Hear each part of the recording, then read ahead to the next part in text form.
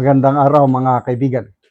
Bigyan natin ng reaction, opinion itong post ng ANC. Title, Clear Incursions in Constitutional Boundaries. Senator Amy Marcos claims the administration's actions are a calculated attempt to paralyze the Senate majority bloc out of fear of what a real blue ribbon investigation will reveal. She also warns against turning the Senate into a mere rubber stamp. Ito yung exact word ni Senator Amy. I think what the administration is doing to the majority bloc is already very obvious, since even the president is now lambasting the Senate and meddling with the online voting issue. These are clear incursions in the constitutional boundaries between executive and legislative. It seems the intent is to paralyze us, the brave 13, because they are afraid of what a real blue ribbon investigation will reveal. They want to render us powerless so that the Senate will become a rubber stamp for their plans. Wow. Totally agree ako dito sa sinasabi ni Senator Amy. Yung post nga ni Attorney Baligod, nung nag-comment ang Pangulo na hindi daw pwede yung online voting system para sa mga senador. Sabi ni Attorney Baligod, anong pakialam mo?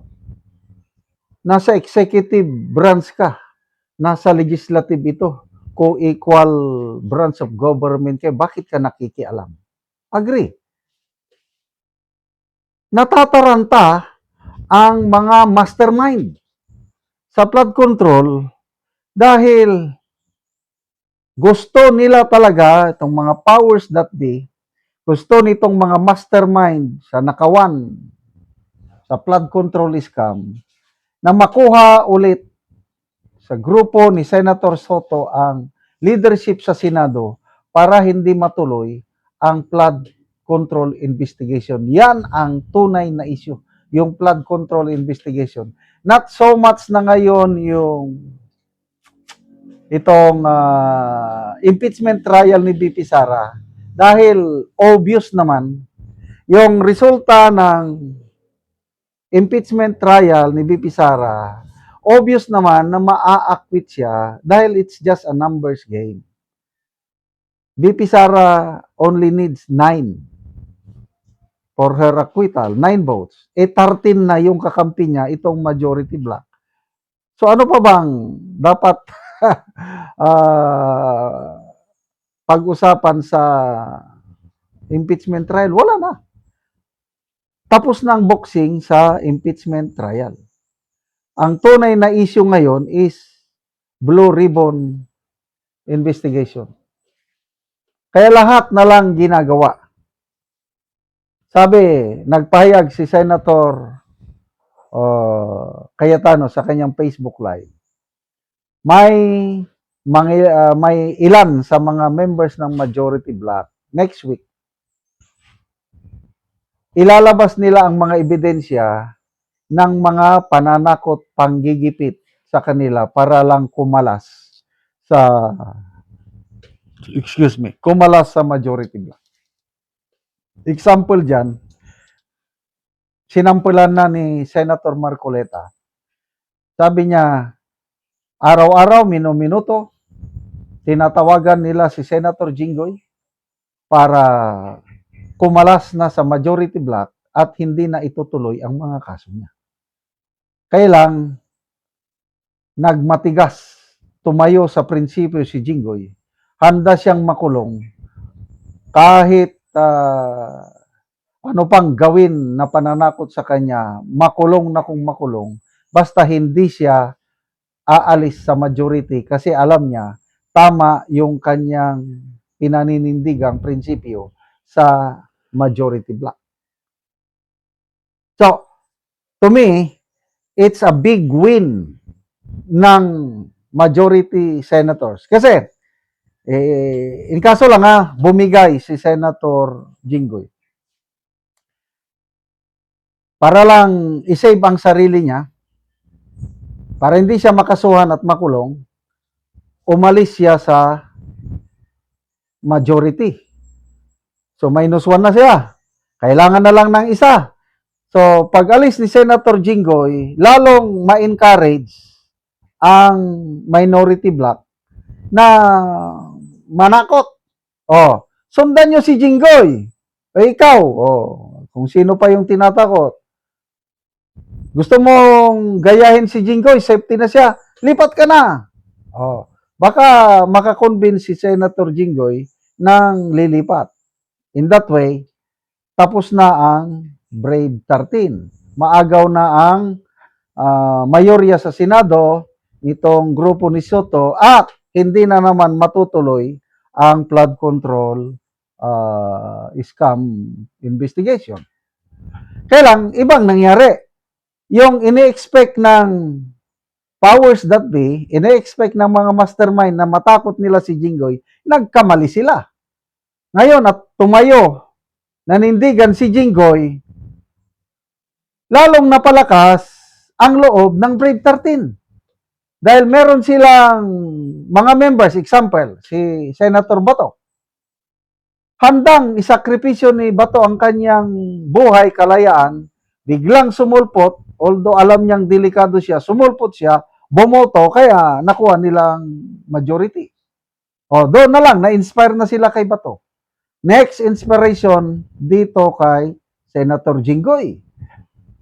And blessing ng Panginoon dahil na-isyuhan nga siya ng warrant of arrest, kaya lang bailable.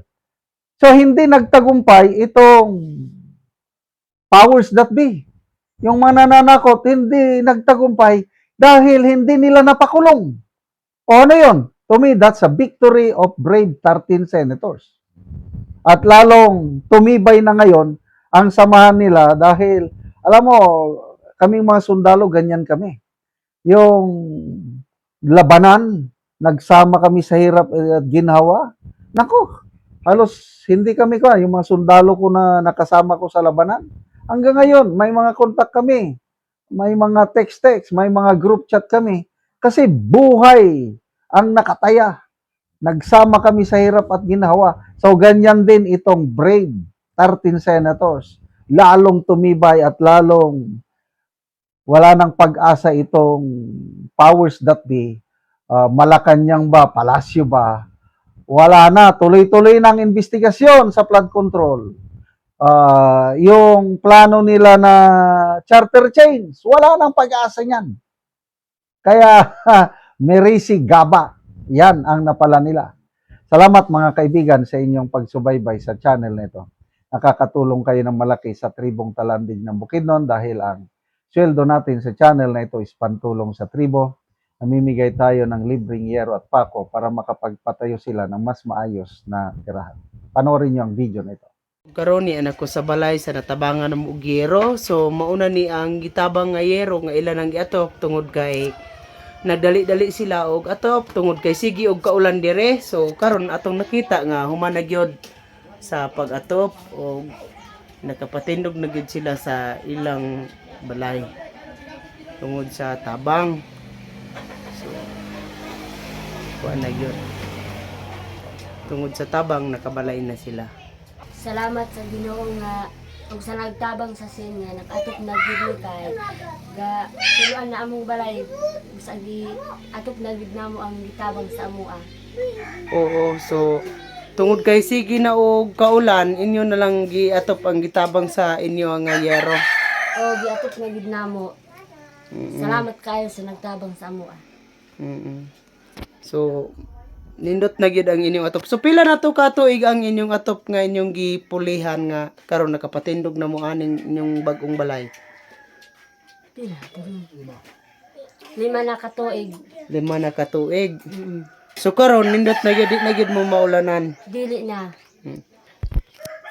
Hinaot unta nga magpadayon pa ni nga tabang kay para matabangan ang kakalisod. So daghan pa di ang nanginhanglan og tabang O dagan pa gyud. nga sama ninyo. So salamat kayo.